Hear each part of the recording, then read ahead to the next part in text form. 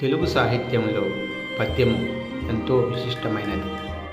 ఒక పద్యానికి సంబంధించిన నేపథ్యాన్ని వివరించే క్రమంలో, తెలుసుకునే క్రమంలో ఎన్నో చారిత్రక, సాంస్కృతిక అంశాలు గుర్తుకు వస్తాయి. గతంలో పనిచేసిన తిక్కవరం ఉన్నత పాఠశాలలో 20 సంవత్సరాల క్రితం చదువుకున్న విద్యార్థులు ఈ నెల 2వ తేదీ పూర్వ విద్యార్థుల ఆత్మీయ సమావేశాన్ని ఏర్పాటు చేశారు. ఈ వేదిక మీద తెలుగు పద్యం యొక్క విశిష్టత, చారిత్రక నేపథ్యం గురించి ప్రస్తావించిన సందర్భం ఇది. 9th క్లాస్లో ఒక పద్యం నా మీద చాలా ప్రభావం చూపింది.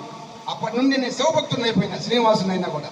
పవి పుష్పం బగు అగ్నిమంచగు అకూపారంభు భూమి స్థలంభో శత్రువతి మిత్రుడవు విషము దివ్యాహారము ఎన్నగా అవని స్థలంబు లోపలన్ శివశివేత్య భాషనొల్లాసికిన్ శివని నామము సర్వవశ్యకరము శ్రీకాళహస్తీశ్వర శివని నామము సర్వవశ్యకరము శ్రీకాళహస్తీశ్వర.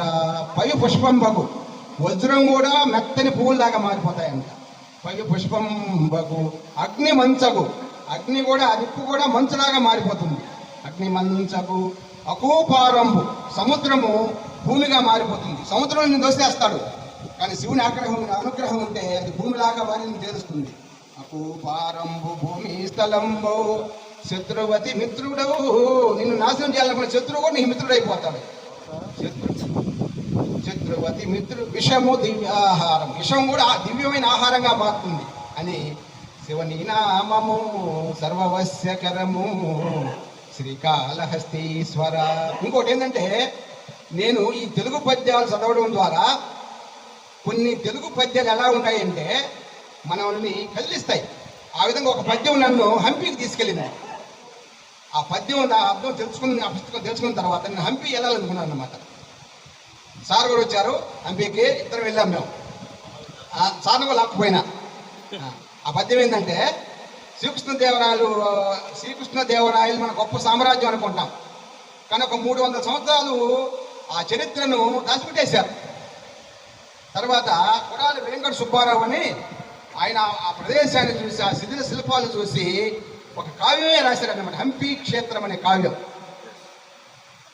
శిలలో ద్రవించి ఏర్చినవి జీర్ణములైనవి తుంగభద్ర లోపల గుడిగోపురంబులు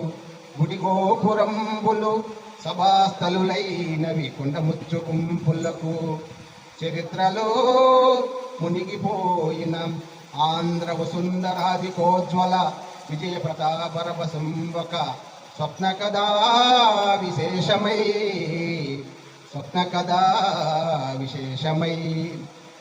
ఇది ఎన్నట్టుంటుంది, కానీ దీని అర్థం తెలియదు మీకు.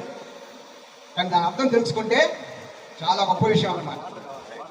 శిలలో ద్రవించి ఏడ్చినవి, ఆ కుండ రాళ్ళే ఏడుస్తున్నాయంట. జీర్ణములైనవి తుంగభద్ర లోపల కలిగిపోయినాయి. కొండముచ్చు గుంపులు, ఒకప్పుడు అష్ట దిగ్గజ కవులు ఉన్న ప్రదేశము విజయనగర సామ్రాజ్యము, శ్రీకృష్ణదేవరాయల యొక్క సామ్రాజ్యము ఇప్పుడు కోతులకు నిలమైపోయింది. కోతులు ఉన్నాయి ఆడ. అవన్నీ అంటే ఒక విజయనగర సామ్రాజ్యము నేను ఒక కళలాగా మిగిలిపోయిందని ఆయన ఆ కావ్యంలో చెప్తారు. ఈ విధంగా తెలుగు అద్భుతంగా తెలుగు చెప్పే అవకాశం నాకు లభించిందంటే, ఆ తెలుగు చెప్పే ఉద్దేశంతో పద్యాన్ని బాగా సాధన చేసే అవకాశం నాకు లభించింది. ఈ విధంగా నేను ఎక్కడికి వెళ్ళినా, ఇంకొకటి ఈ విషయం మాత్రం మీకు చెప్పాలా, ఒక పద్యం నన్ను రామేశ్వరం నుండి గంగానది దాకా తీసుకుపోయింది.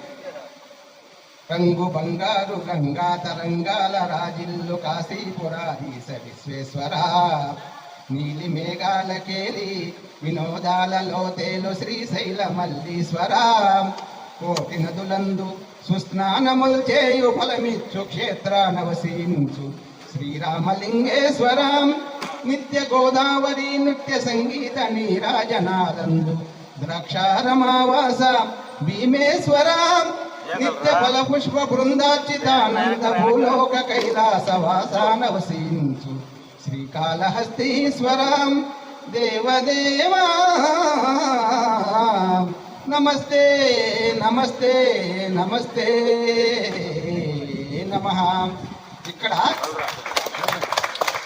ఇక్కడ గంగా నదిలో శివుడు, గంగా నది అంటే కాశీ, తర్వాత శ్రీశైలము, ద్రాక్షారామము, రామేశ్వరము, శ్రీకాళహస్తి, ఈ 4 క్షేత్రాల ప్రస్తావన ఉంది ఈ పద్యంలో. ఈ 5 క్షేత్రాలు ఉన్నాయి. ఈ 5 క్షేత్రాలని ఒక్క సంవత్సరంలోనే తిరిగేశాను నేను, రామేశ్వరం నుండి గంగా నది వరకు. అన్ని క్షేత్రాల్లో ఇదే పద్యాన్ని పాడాను.